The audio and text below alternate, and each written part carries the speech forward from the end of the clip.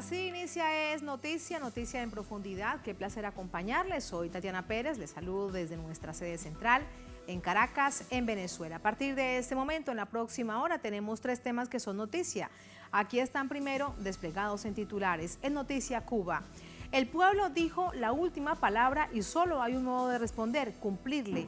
Palabras del presidente Miguel Díaz-Canel tras conocerse que el 75,92% del padrón electoral votó este domingo para escoger a la Asamblea Legislativa. Un claro mensaje contra permanentes intentos de quebrar la revolución cubana. Lo analizamos.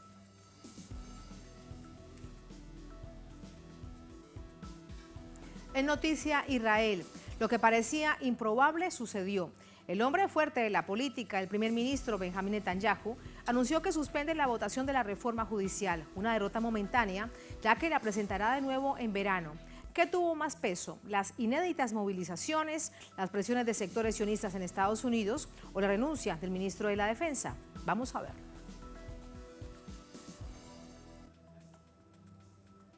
En Noticia Argentina. Lunes de repercusiones al anuncio del expresidente Mauricio Macri de declinar una candidatura por la jefatura del Estado. Una pésima imagen negativa sería la razón de su decisión. Nos preguntamos, ¿quién gana y quién pierde dentro del bloque opositor Juntos por el Cambio? ¿Qué significa para la coalición del gobierno el Frente de Todos? Profundizamos en ello. En Noticia Casi comienza. Bienvenidos, bienvenidas. Feliz inicio de semana.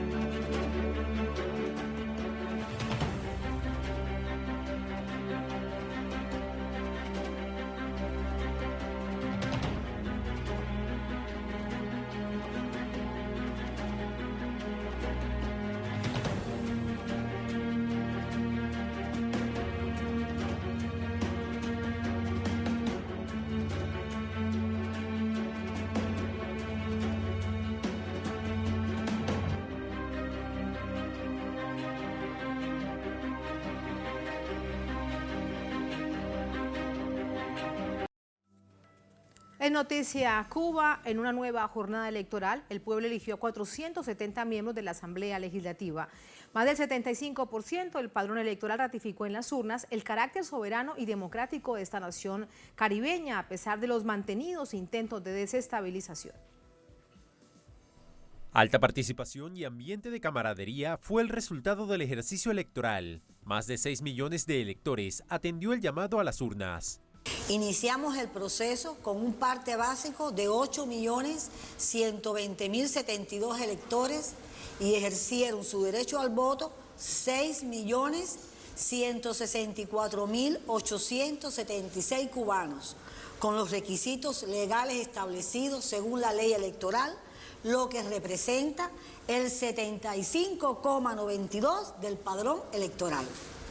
Estos resultados son superiores a los alcanzados en los procesos de referendos en un 1,8%, que fue en aquel entonces el 74,12%, y en un 7,36% con relación a las elecciones municipales, que fue el 68,56%.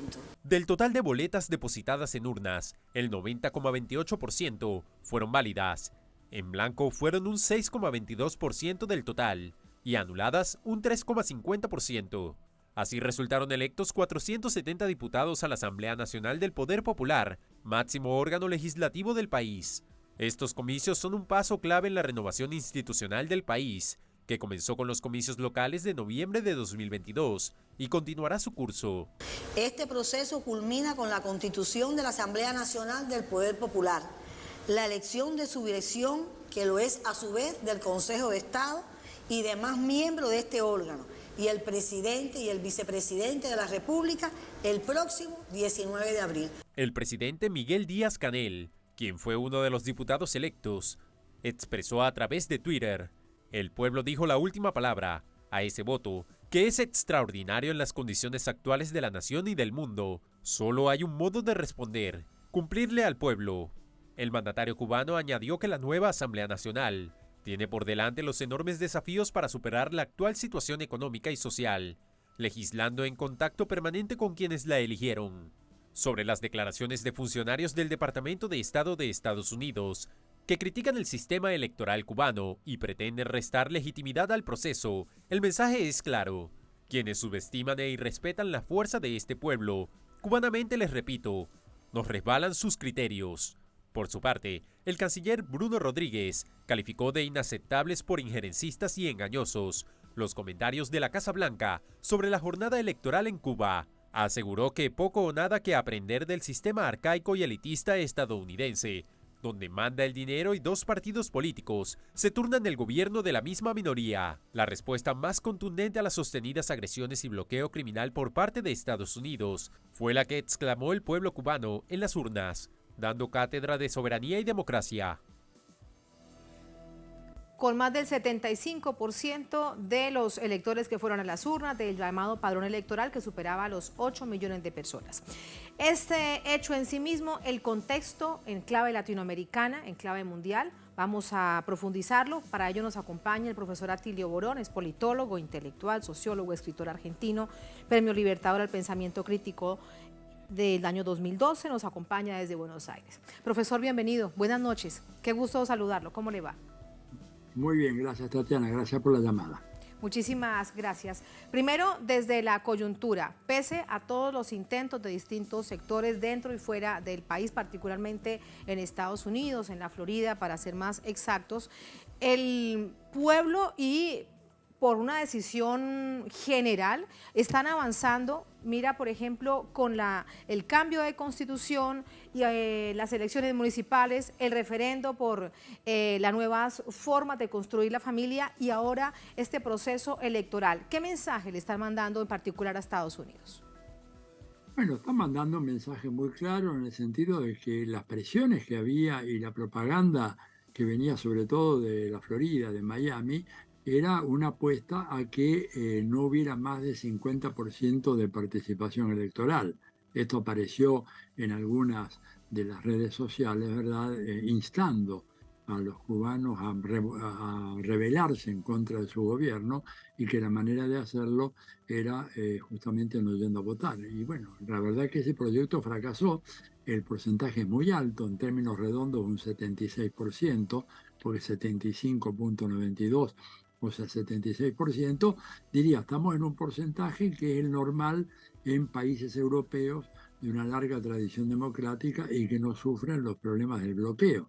Y es una cifra que en realidad es bastante superior a muchos países de América Latina. Vuelvo a repetir que no tienen el bloqueo ni todas las tremendas dificultades que entorpecen la vida cotidiana de los cubanos. De manera que me parece a mí que es un resultado alentador, hay un gran compromiso por delante de avanzar en la institucionalización, en llevar adelante algunos cambios que están siendo planificados por el gobierno del presidente Díaz-Canel, pero la respuesta fue muy buena. Una asamblea legislativa para los próximos 5 años, profesor Atilio, que luego tendrá la responsabilidad de elegir al próximo presidente y vicepresidente del país. Así es, así es. De hecho, bueno, eso es lo que manda la Constitución de la República de Cuba. Vamos a ver, yo creo que haya mayores sorpresas. Me da la impresión de que la imagen que tiene el pueblo de Cuba, de su presidente Miguel Díaz-Canel Bermúdez, es muy positiva. Lo he podido comprobar personalmente hace pocas semanas allá en la isla. Se sabe perfectamente bien a partir de comentarios y estudios y análisis sobre la relación de la población cubana con un presidente que está muy involucrado en los problemas cotidianos, ¿verdad? No es un presidente lejano, está muy cerca de la problemática de la gente y por eso yo creo que la respuesta ha sido muy buena.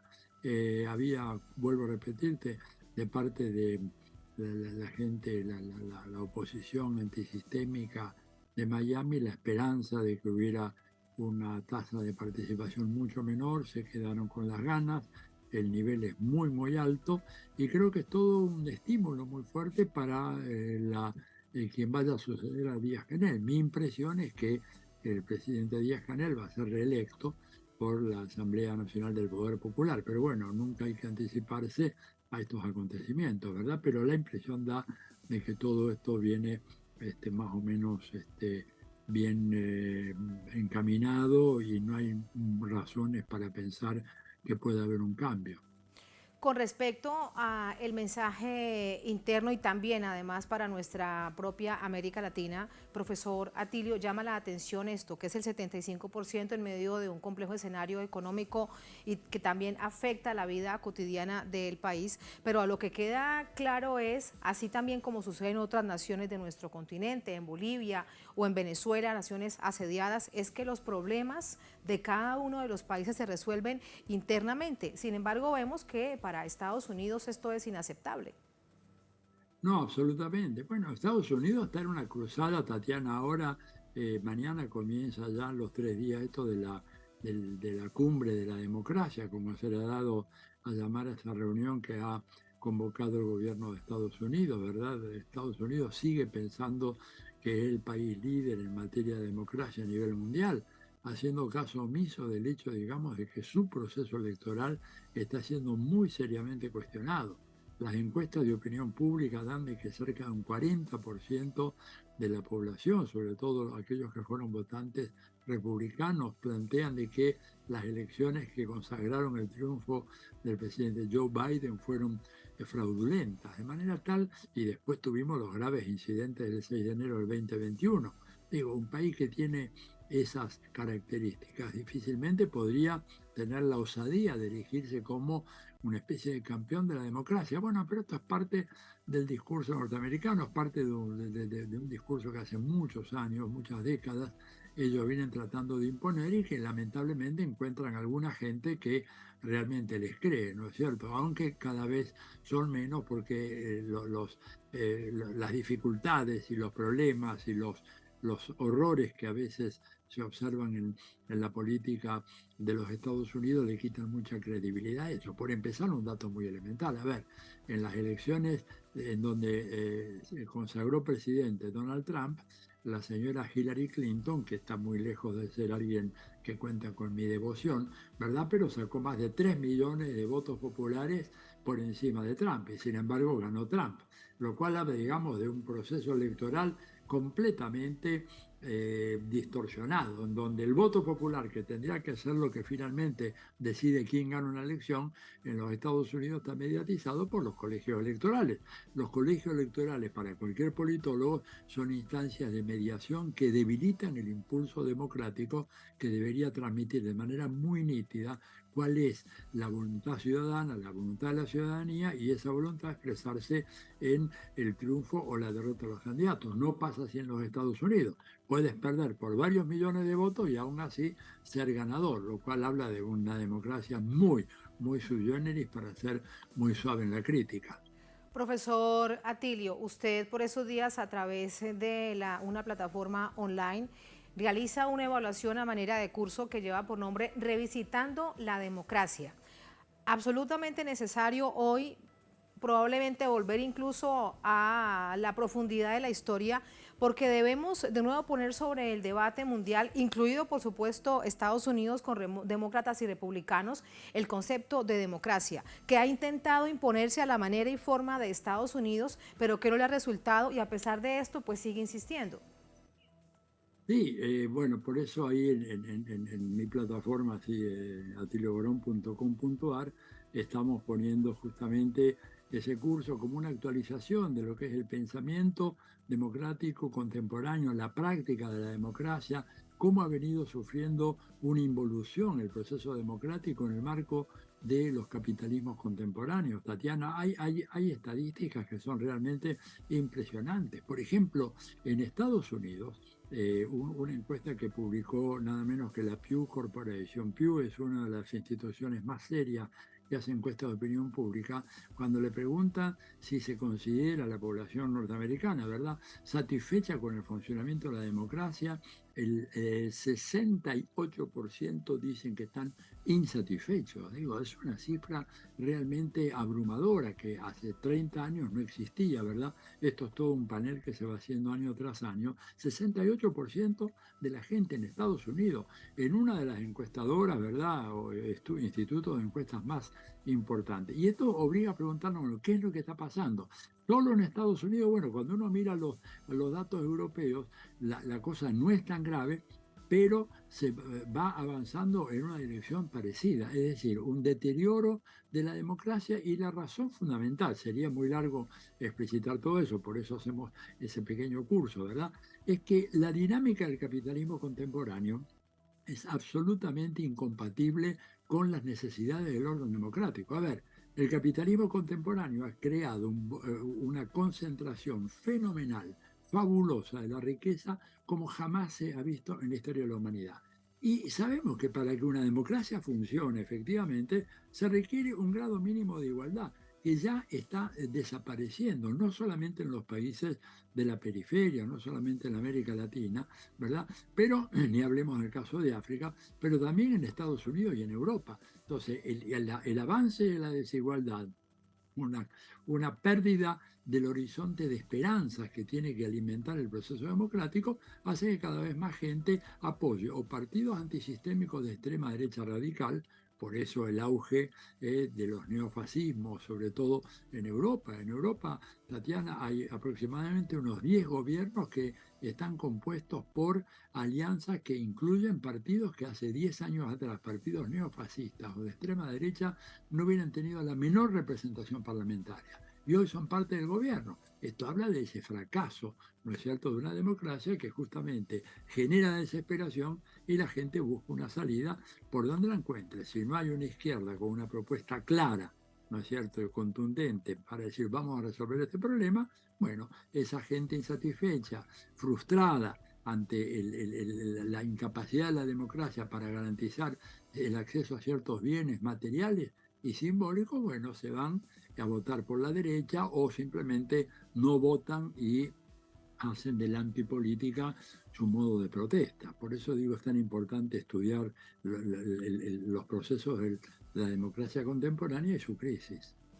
Por supuesto, y entenderlos además en esta actualidad tan compleja, porque valga entonces comprender el nivel de hipocresía de Estados Unidos. Chomsky dice que no hay un partido ni republicano ni un partido demócrata, que es un partido de la Casa Blanca, porque al fin y al cabo actúan de la misma manera, así que qué elección vienen a darnos en nuestra América Latina, y en particular en ese sistema en el que se mueve el bipartidismo. Profesor Atilio, otro punto para preguntarle acerca de su análisis. ¿Cómo se desincentiva, por todo eso que usted nos está diciendo, el deseo de salir a votar? A diferencia, por ejemplo, de Cuba, que estaban todas las opciones, que además habían zonas en donde comenzó a votarse más temprano, no a las 7 de la mañana, sino a las 6, que se extiende el horario para que la gente pueda llegar al centro de votación más cercano, que a pesar de las dificultades vota el 75%. Así que esto es realmente hipócrita.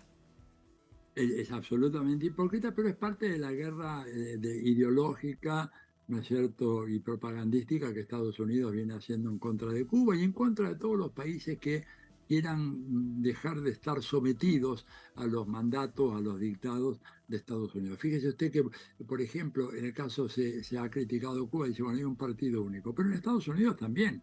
Esto que usted decía de Noam Chomsky, Chomsky lo ha planteado, yo lo digo con otros términos, en Estados Unidos hay alternativas sin alternancia, o sea, es la misma política gestionada por diferentes caras, pero la política es la misma, no ha cambiado, y si no, miremos en qué cambió la política en relación a Cuba, Venezuela, en relación a Rusia, en el contexto internacional, cuál es la diferencia que hay, sean demócratas o republicanos. Lo que uno ve es que las líneas directrices de la política del Estado norteamericano no cambian en función de esas supuestas alternativas que no son tales. Es realmente, como dice Chomsky, un partido único con dos alas, una ala un poquito menos reaccionaria, la otra un poco más reaccionaria o mucho más reaccionaria, pero en el fondo coinciden en ambas.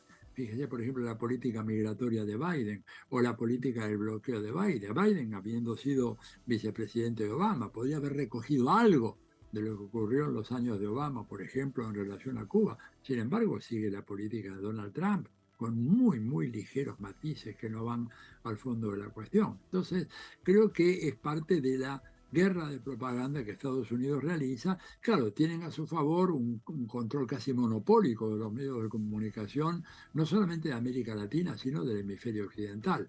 Pero ese hemisferio occidental se va achicando cada vez más, ¿no? Esto es algo importante a tener en cuenta en el contexto de la situación económica internacional actual. Sí, profesor Atilio, ¿por qué cree usted que el presidente Biden, antes incluso recordamos que en plena campaña en las elecciones en Estados Unidos, se pensaba que él volvería al punto de diálogo y de conversaciones con Cuba que había quedado con el presidente Barack Obama? Esto no ha sucedido. ¿Por qué cree usted que no ha pasado esto? Yo creo que porque en las elecciones en los Estados Unidos, ¿verdad? Como es todo este sistema de elección indirecta de los presidentes, el voto de Florida es un voto fundamental, es un voto decisivo. Y Florida hoy en día se ha convertido, desde hace ya muchos años y hoy más que nunca, en un reservorio de grandes contingentes que emigraron de países como Cuba, como Venezuela, como Nicaragua, y algunos otros países, un electorado muy, muy conservador que se ha inscrito para votar en los Estados Unidos, que tienen su residencia y por lo tanto tienen un voto que es decisivo.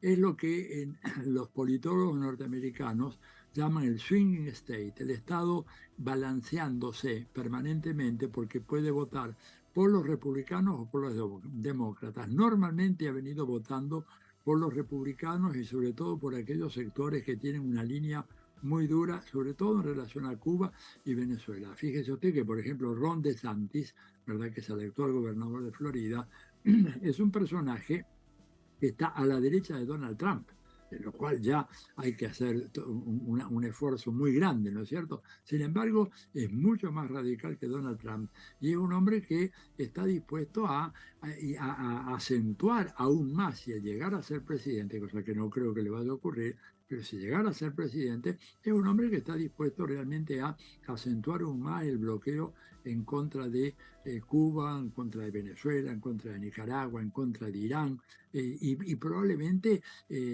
lanzarse una aventura belicista que los Estados Unidos y los sectores del Pentágono la tienen muy clara, la aventura belicista en contra de China con el pretexto de Taiwán. Fíjate que, por ejemplo, para esta cumbre de presidentes que ha convocado Biden, está invitado como uno de los personajes un alto funcionario del gobierno de Taiwán.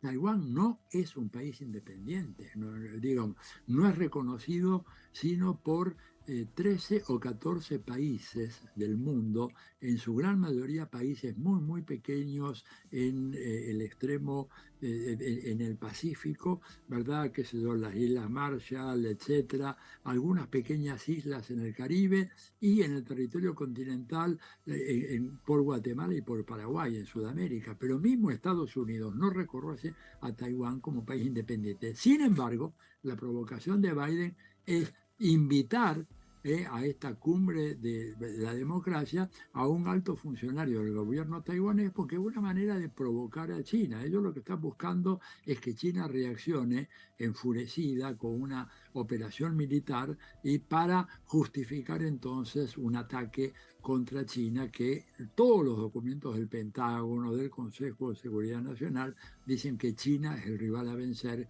que Rusia simplemente es un actor de segunda categoría en esta gran batalla en la cual están empeñados Estados Unidos y por eso invitan a este personaje que no representa ningún país que ni siquiera Estados Unidos reconoce, pero es una especie de provocación para China, decirle, mira, sí, sí, no lo reconocemos todavía a Taiwán, pero acá lo tengo junto con jefes de Estado de otros países hablando sobre el futuro de la paz en el mundo. Entonces, creo que esto es un poco lo que caracteriza a este gobierno de Biden, que realmente responde a estos intereses profundos de los Estados Unidos, que están cada vez más acosados por el hecho de que hay una clara conciencia de que Estados Unidos ya no tiene el poderío que tenía antes y por eso es que está buscando por todos los medios la manera de recomponer su situación en el ámbito internacional.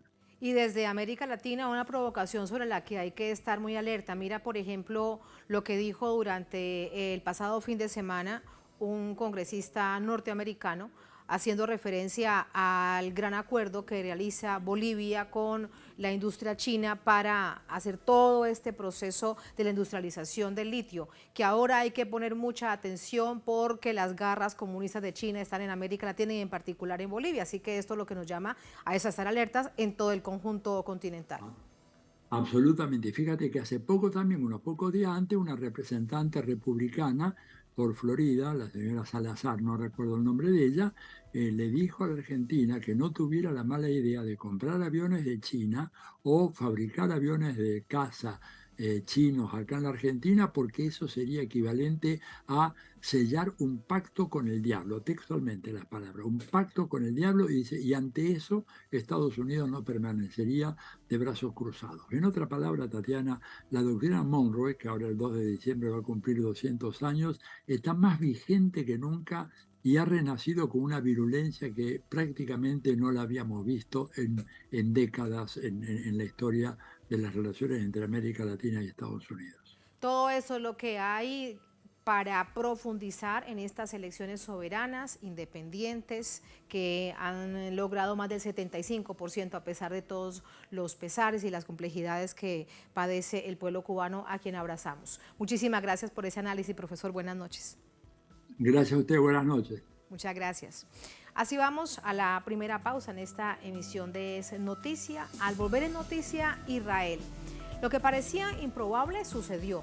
El primer ministro Benjamín Netanyahu anunció que suspende la votación de la reforma judicial. Una derrota momentánea, ya que la presentará de nuevo en verano, eso dijo.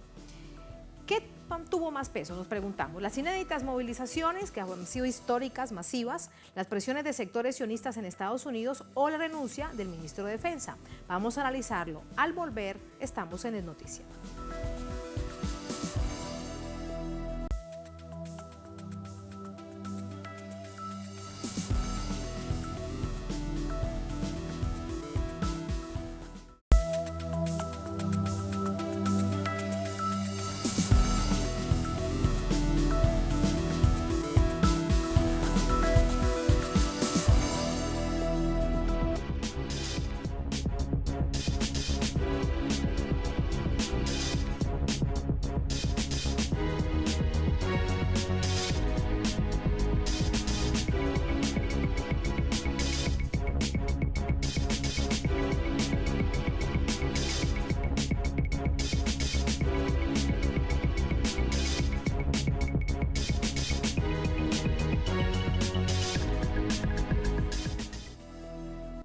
En noticia Israel, el primer ministro Benjamín Netanyahu suspendió las votaciones que buscaban aprobar la reforma judicial, polémica además.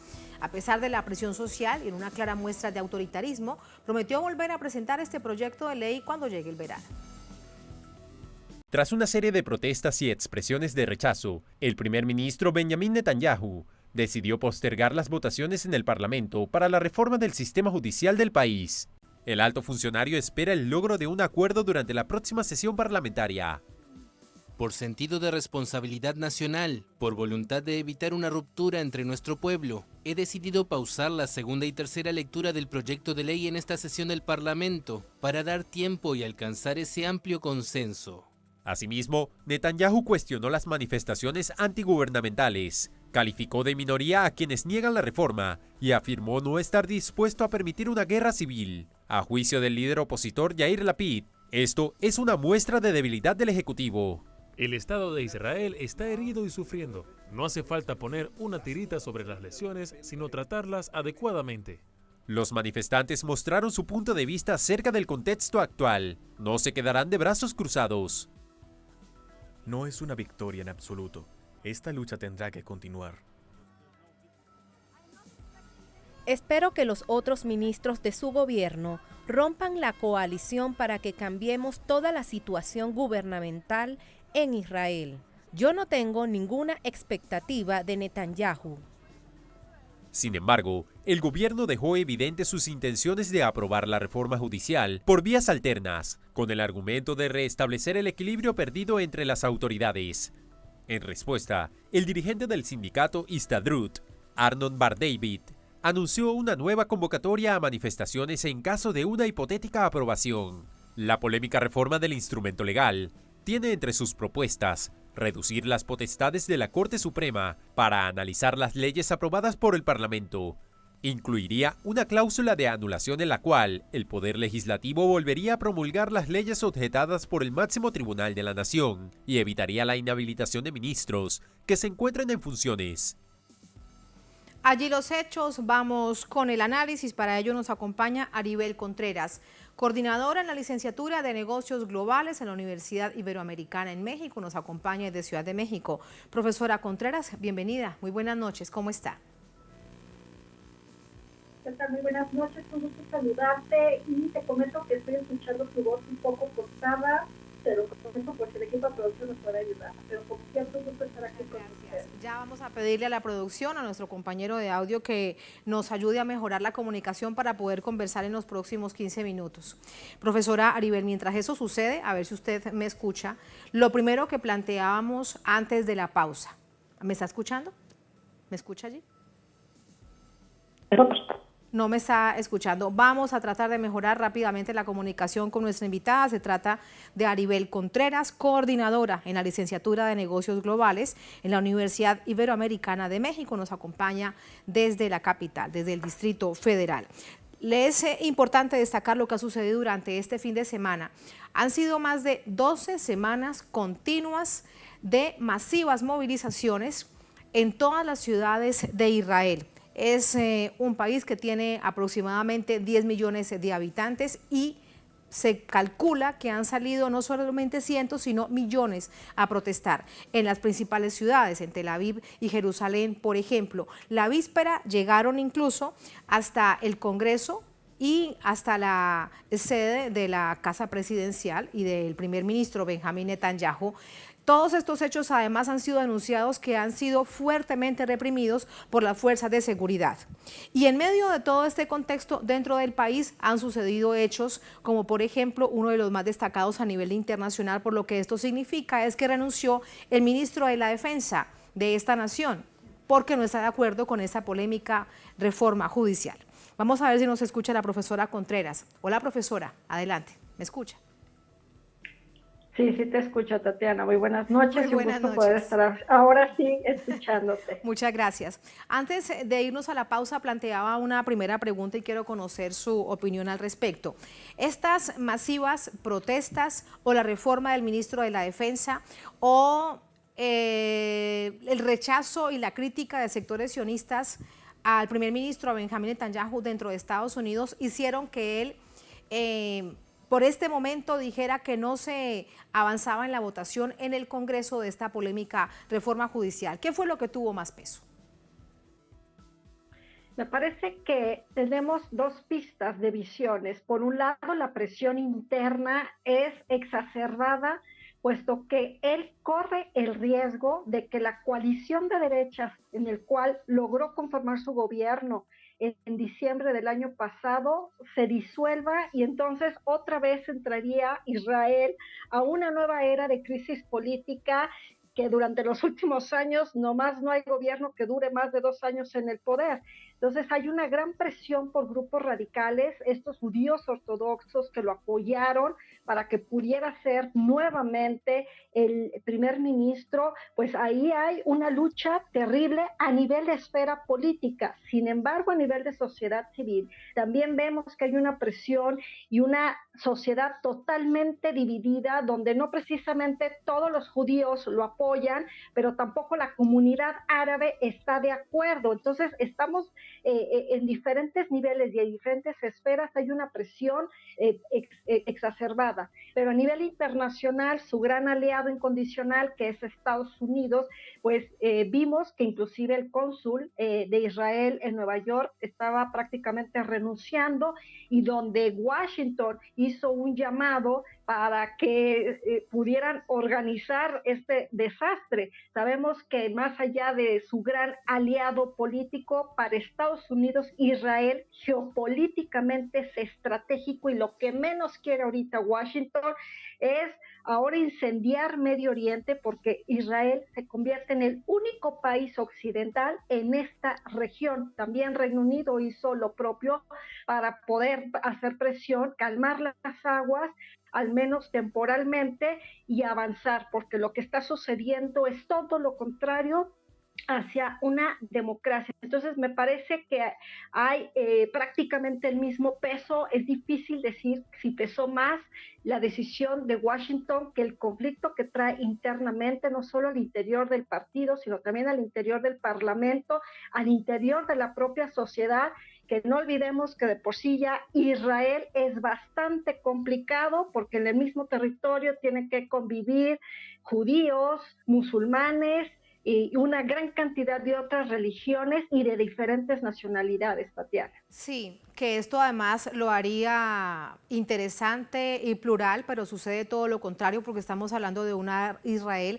que es realmente un estado militar. Decía, por ejemplo, en esa alocución Benjamín Netanyahu la víspera que es un verdadero problema que los reservistas no acudan al llamado. Esto realmente es inédito, profesora, que los reservistas, que son la base del poder militar y de la agresión, por ejemplo, del Estado de Israel en contra del pueblo palestino, digan que se niegan a ser llamados cuando así sea, cuando así se los exijan. Exactamente, los reservistas que componen una parte importante de la sociedad, que son jóvenes, que no olvidemos que tienen que cumplir 2 años de poder estar al servicio militar, son quienes hoy están haciendo un llamado en las calles de que no puede ser posible de que se esté atropellando uno de los 3 poderes. No olvidemos que Israel no cuenta con constitución, tiene un sistema unicameral, es decir, al interior del Parlamento nada más existe una sola cámara, y lo que se esperaba era que justo ante un llamado por parte de la Fuerza de Defensa de Israel, pues acudieran estos reservistas, pero son los primeros que se están oponiendo, puesto que consideran que se está atentando no solo con la democracia, sino que se estaría mermando el peso del Tribunal Supremo y que se le estaría dando superpoderes al poder ejecutivo que recae totalmente en el primer ministro. Y esto lo destaco porque no olvidemos que también está la figura del presidente, un presidente que parece que está nada más a la sombra de Netanyahu, que no tiene prácticamente ni voz ni voto, y que no olvidemos hoy, Tatiana, que esto tiene un inicio a la luz de que Netanyahu está siendo acusado por sobornos, por fraudes, por abuso de confianza, y que llega al poder en un país sumamente dividido, y que no hubiera sido posible para él llegar a ser nuevamente primer ministro si no hubiera hecho esta coalición política. Pero no nada más es suficiente que tenga el apoyo a nivel partidista, sino que debería de tener el apoyo justo de estos jóvenes reservistas que hoy queda claro y en evidencia que no están dispuestos ni hoy ni después de este periodo de tregua que Netanyahu está diciendo que se va a esperar. ¿Y por qué es importante hablar de estas fechas? No nada más es un capricho, sino porque a nivel calendario judío viene para ellos el Pesaj, que es su Pascua judía. Después, el 14 de mayo, también viene su Día de Independencia, y en el Inter viene también lo que para ellos es este día de del recuerdo, de la memoria por los soldados caídos a la luz del holocausto. Entonces, es un tiempo que para su religión, para no nada más para los judíos, sino para la nación, son semanas cruciales, muy simbólicas, pero me parece que ni los reservistas ni la oposición va a estar dispuesta a esperarse en mayo y que nuevamente esto se retome. Yo espero que avance la cautela, la mesura, y que sobre todo un llamado interno, pero también en su política exterior, pueda apaciguar las aguas y no se avance hacia esta escalada de que de ayer a hoy se estaba hablando sobre la posibilidad de inclusive una guerra civil, lo cual sería verdaderamente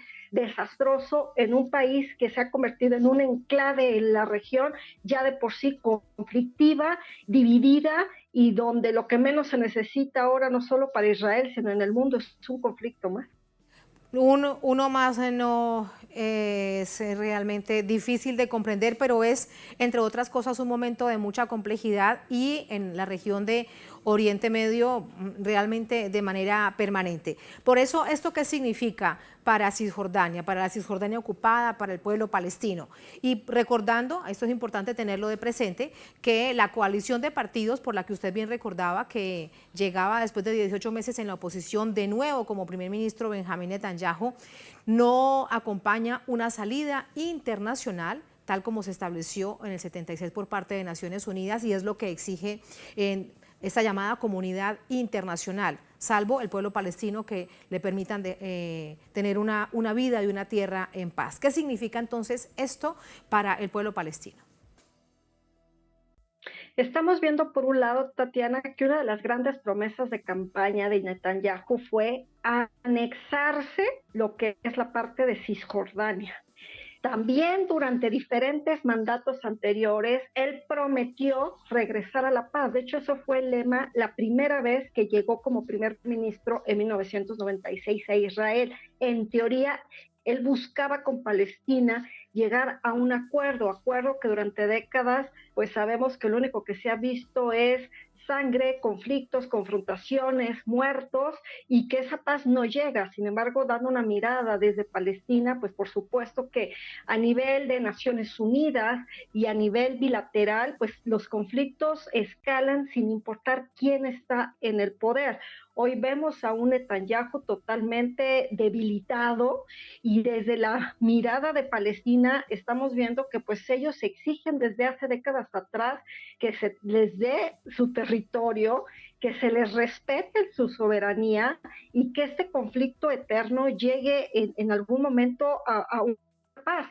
Recordaremos que de la era de Donald Trump, desde Washington, se tejió finamente por este vínculo con la comunidad judía, pues el yerno de Donald Trump logró, a través de los tratados de Abraham, que Israel restableciera relaciones diplomáticas con diferentes países de la región, con quienes no tenía relaciones diplomáticas. Sin embargo, el caso de Palestina pareciera que en la era de Donald Trump se iba a llegar posiblemente a un acuerdo, pero era totalmente ventajoso. Sí, Donald Trump se reunió en la Casa Blanca con el propio Netanyahu, pero finalmente no se llegó a un acuerdo, puesto que nunca se invitó a Palestina, nunca se consideró qué era la posición y la perspectiva del pueblo palestino. Entonces eso pues ya no avanzó. Vemos ahora en la era de Joe Biden que esto tampoco ha avanzado. La única prioridad para Estados Unidos ahorita pues es el tema de la guerra en Ucrania, la confrontación económica con China y su gran alianza que tiene con Israel, puesto que es su gran aliado en la región. Pero me parece que Palestina pide a gritos que pues le devuelvan su territorio, que ha sido comido por manos llenas de sangre. Exige que finalmente puedan sentarse a hablar y que haya un respeto, algo que no vemos. Y Palestina pues prácticamente vive la gran mayoría de su población en pobreza extrema.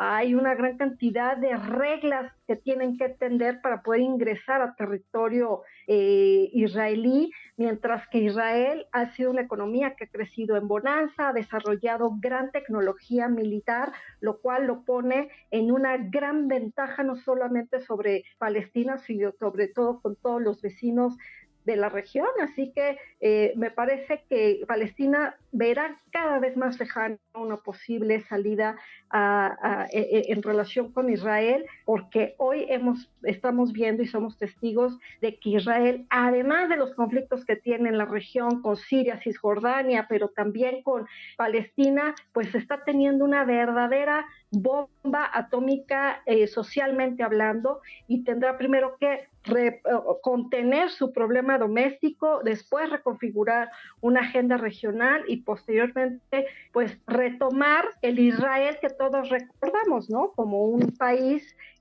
con gran avance en cuestión de farmacéuticas, industria agrícola, tecnológica, pero vaya que estas imágenes que dieron la vuelta al mundo, Tatiana, parecía ayer, yo pensaba de ayer a hoy, que parecían imágenes de Francia, parecían imágenes ya de cualquier país. Sin embargo, hoy estamos hablando de Israel, pero me parece que esta situación no se va a resolver en un plazo inmediato. Como él ha dicho que lo espera a pesar de esta derrota que se plantea desde el gobierno de Netanyahu momentánea. Profesora Aribel, muchísimas gracias. Buenas noches. Muy buenas noches, como siempre un fuerte abrazo y hasta pronto. Hasta luego, muchas gracias. Así vamos a la última pausa en esta emisión de Es Noticia. Al volver en Noticia Argentina, lunes de repercusiones al anuncio del expresidente Mauricio Macri de declinar una candidatura por la jefatura del Estado. Una pésima imagen negativa sería la razón de su decisión. Nos preguntamos quién gana, quién pierde dentro del bloque opositor Juntos por el Cambio. ¿Qué significa para la coalición del gobierno el Frente de Todos? Lo analizamos al volver. Estamos en Es Noticia.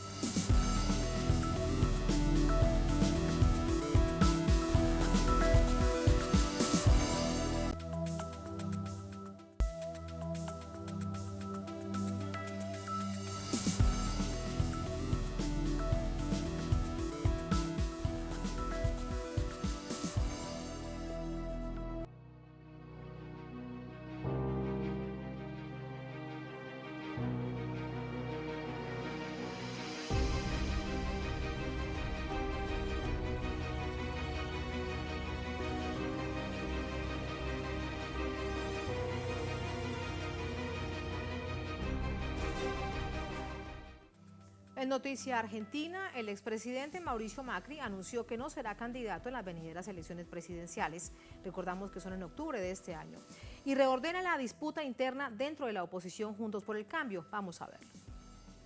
El expresidente confirmó que no se presentará a los comicios presidenciales del próximo mes de octubre, una posibilidad que se barajó en los últimos meses. Quiero ratificar la decisión de que no seré candidato en la próxima elección. Y lo hago convencido de que hay que agrandar el espacio político del cambio que iniciamos y que tenemos que inspirar a los demás con nuestras acciones. De esta forma, la postulación presidencial del principal bloque opositor deberá dirimirse en elecciones primarias obligatorias el 13 de agosto entre el alcalde de la ciudad de Buenos Aires, Horacio Rodríguez Larreta, la ex ministra de Seguridad, Patricia Bullrich, y la ex gobernadora de la provincia de Buenos Aires, María Eugenia Vidal. El que gane de ellos será el candidato para la primera vuelta del 22 de octubre. Según un sondeo de la consultora CBE, si las elecciones a presidente fuesen este mes, sin las candidaturas de Macri ni de Cristina Fernández de Kirchner, el mejor posicionado en la ciudad de Buenos Aires es Rodríguez Larreta, con el 22,3% de los sufragios, seguido de cerca por la titular del PRO, Bullrich, con el 20,6%. En este sentido, Macri ofreció su respaldo al eventual candidato de Juntos por el Cambio. Ahora tenemos que estar muy atentos, porque en situaciones difíciles enseguida salimos a buscar una personalidad mesiánica que nos dé seguridad. Juntos por el Cambio ha logrado superar esa falsa ilusión del individuo salvador. Lo hemos hecho siempre manteniendo la unidad, a pesar de los momentos complejos que hemos transitado. Lo estamos demostrando con la gran cantidad de dirigentes nuevos, competitivos y diferentes que tenemos hoy. El exmandatario no salió bien parado de su gobierno. Las mediciones en el área social no dejaron aportes positivos a la nación. Un estudio de la Universidad de Avellaneda afirma que más de 50 variables económicas y sociales sufrieron un marcado deterioro durante su mandato. Entre esas, 1,7 millones de personas quedaron desempleadas en el último cuatrimestre del año 2017, la cifra más alta desde 2005. La estocada a su gestión fue el millonario endeudamiento con el Fondo Monetario Internacional, 57.000 millones de dólares, una deuda de 100 años. El préstamo fue concedido a cambio de la fórmula de siempre, severos recortes sociales que incrementaron las desigualdades. Además, la corrida cambiaria dejó al desnudo impericias gubernamentales y fracturas políticas en la coalición gobernante. Esta situación afectó y disminuyó la cifra de ministerios a la mitad, eliminando importantes carteras como cultura, ambiente, trabajo, ciencia y tecnología y salud. En este sector, desfinanció y subejecutó programas, al tiempo que desabasteció hospitales en vistas de desmantelar la salud pública y privatizarla. Por lo antes expuesto y evidenciado, la población argentina no tiene una opinión positiva del macrismo. Hablamos después de ver los hechos, después además incluso de esto que decía Mauricio Macri la víspera y sorprendía a la vida política de la nación. ¿Cuáles son las repercusiones? Con Santiago Corey desde Buenos Aires. Hola Santiago, adelante. Hola Tatiana, el saludo para ti y para toda la audiencia de Telesur. Y sí, la verdad que generó sus ruidos el anuncio que brindó en la jornada de ayer a través de su cuenta, primero de Twitter y su canal de YouTube en simultáneo, el expresidente Mauricio Macri, alguien que claramente no estaba midiendo bien en las encuestas que se venían formulando. Si bien las encuestas en la Argentina en los últimos tiempos no estuvieron dando datos muy concretos, bueno, obviamente los precandidatos y precandidatas tienen que medirse y en el caso de Mauricio Macri ha quedado a las claras de que sus números eran muy bajos como para poder volver a competir de cara al lugar que ya supo ocupar, como recién decía el informe, desde el año 2015 hasta el año 2019, dejando saldos bastante negativos en términos generales y materia económica en particular, con lo que significa para la Argentina algo que padece hoy y que va a padecer durante largas décadas seguramente, que tiene que ver con ese endeudamiento con el Fondo Monetario Internacional de más de 57.000 millones de dólares. En consecuencia, como los números a Macri no le estaban cerrando y como el viernes a la mañana se terminó reuniendo con Horacio Rodríguez Larreta, es una información que pudimos cotejar, se reunió el día donde en la Argentina, además de ser feriado, se conmemora el Día Nacional por la Memoria, la Verdad y la Justicia, estuvimos cubriendo durante toda la jornada de ello. Bueno, ese día, esa mañana, Macri se reunió en el club de tenis donde practica habitualmente con el hoy jefe de gobierno Horacio Rodríguez Larreta, y en una hora empezaron a terminar de acordar algunas cuestiones de cara a lo que vendrá. ¿Por qué menciono lo del viernes? Porque el viernes 24 justo da 3 meses para lo que va a ser el cierre de listas del 24 de junio, donde se van a dar a conocer todas y todos los candidatos, ya sea a nivel nacional como a niveles locales. En consecuencia, esa reunión dejó Horacio Rodríguez Larreta se pueda presentar y postular como uno de los principales candidatos en lugar de lo que era la gran figura para ellos, para la gente de Juntos por el Cambio de Mauricio Macri. Ahí está lo que, bueno, veremos con toda atención qué pasa dentro de las primarias internas de Juntos por el Cambio. Hay que llevarlo además al análisis. Gracias, Santiago, por esas informaciones. Muy buenas noches. Placer, gracias. Vía telefónica, vamos con el análisis. Para ello nos acompaña Javier, el profe Romero, periodista, docente, nos acompaña también desde Buenos Aires. Javier, bienvenido, buenas noches. ¿Qué tal? Buenas noches, ¿cómo estás? Bien, muchas gracias. Primero preguntarle quién gana y quién pierde después de este anuncio que hace Mauricio Macri dentro de las internas de la oposición, esta coalición de Juntos por el Cambio. A mí me parece que en definitiva es la admisión de que no encontraban el rumbo, la posibilidad de unificar una candidatura frente sobre todo a la pérdida que está teniendo frente al crecimiento de la ultraderecha también en la Argentina, eso hay que decirlo, ¿no? Crecimiento de un fenómeno ultraderecha que le mordió a un partido de derecha que va desde el centro derecha hasta la derecha más extrema, un partido puro de ultraderecha, como es el partido de Javier Milei en la Argentina, provocó una especie de terremoto dentro de Juntos por el Cambio, y no encuentra no encuentra la posibilidad de presentarse razonablemente a la batalla electoral que hay en unos meses nada más. En 3 meses vienen las primarias, así que ya están los aprestos. Y la verdad es que la figura más discordante es la figura más potente al mismo tiempo dentro de la alianza opositora Juntos por el Cambio, que es precisamente Mauricio Macri. Así que yo creo que ante todo es la admisión de la debilidad para poder representar a la oposición en la Argentina. Sí, y dentro de estas primarias entonces quedarían al frente en este cara a cara Rodríguez Larreta y Patricia Bullrich. Sí, dentro de esa interna quedan Larreta y Patricia Bullrich. Larreta con una propuesta... Patricia Bullrich es bien de derecha, ¿no? Representa el extremo más derecha, más violento, más autoritario dentro de esa coalición, y Rodríguez Larreta vendría a representar el área más dialoguista, para llamarlo de otra manera, ¿no? Eso es un poco lo que está en disputa dentro de esa coalición. ¿Y cuál crees que sería el papel del expresidente Macri? Entre otras cosas, comprendiendo que producto de su mala imagen, ahí están además las encuestas que se han visto no desde ahora, sino desde hace varios meses, con el alto nivel de negatividad que marcan.